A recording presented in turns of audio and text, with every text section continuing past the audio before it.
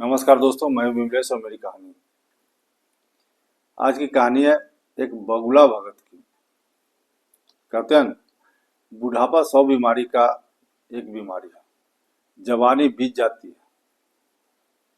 बुढ़ापे का दुख कुछ अधिक ही महसूस होता है। जवानी में जो मित्र बंधु आगे पीछे करते रहते हैं, घूमते रहते हैं, वही बुढ़ापे में दूर भागने लगते हैं। यही हाल उस बगुले भगत का था। जब वह जवान था तो दिन भर तालाब के किनारे शिकार किया करता था, मछलियों को खाया करता था, केकड़े को खाया करता था। और जब बूढ़ा हो गया, जब उससे शिकार पकड़ना मुश्किल हो गया, तो वह तालाब के किनारे बैठ करके रोया करता था।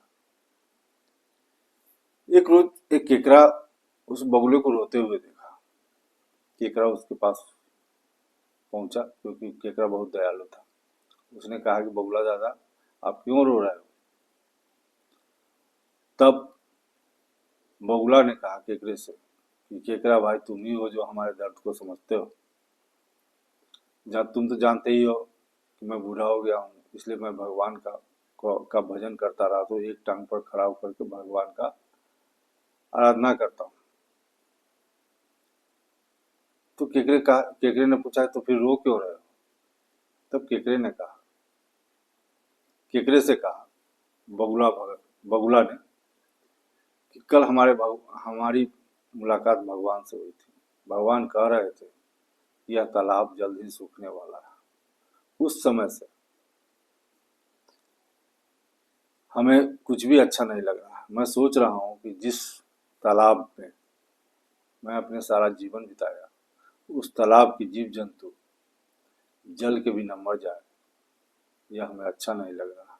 मेरे ही सामने मर जाए। मरना ही था तो हमें मार देते भगवान। इस तालाब के जीव ने क्या बिगाड़ा? इतना सुनना था कि केकड़े का होश उड़ गया। उसने जल्दी से तालाब में गया और सभी जो जीव थे पानी के अंदर, उन सबको इकट्ठा किया और बताया कि बगुला ने ऐसा कहा। सभी चिंतित हो गए। फिर कुछ मछलियां, कछुआ कहा कि चलो इसका समाधान बगुला ही बताएगा। सभी तालाब के किनारे आए। केकड़ा, कछुआ, मछली। तो बगुला कहा कि देखो, मैं जीते जी तुम लोग को मरना नहीं देखना चाहता हूँ। अगर हमारी मानोगे तो मैं एक इसका समाधान बता सकता हूँ। सभी ने कहा बोलिए बोलिए, बताइए। उसने कहा कि पास के ही जंगल में एक बड़ा सा तालाब है, उसमें हमेशा पानी भरा रहता है। तुम लोग अगर चाहो तो मैं अपने पीठ पर बैठा करके उस तालाब तक पहुंचा सकता हूँ। मैं उतना भी बूढ़ा नहीं हूँ जो अपने मित्र की जान नहीं बचा सकूं। इस पर सभी की सहमति बन गई और अगले दिन से यह कार्य शुरू हो गया। बगुला रोज मछलियों को पीठ पर बैठा करके ले जाता और जंगल में ऊंची पहाड़ी पर बैठ करके उसे खा जाता। यह सिलसिला 3-4 दिन तक चलता रहा। इसके बाद बगुला ने सोचा कि अब टेस्ट बदला जाए। अब केकड़े की बारी।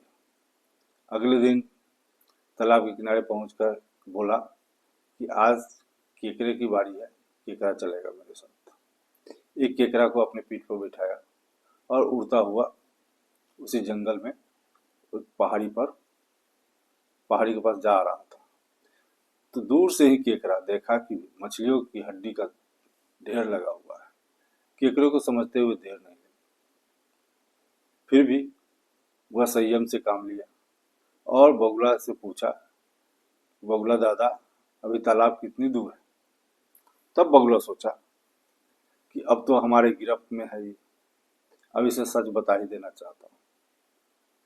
तब बगुला बोला कि तुम क्या समझते हो? अरे केकड़ा मूर्ख, तुम क्या समझते हो?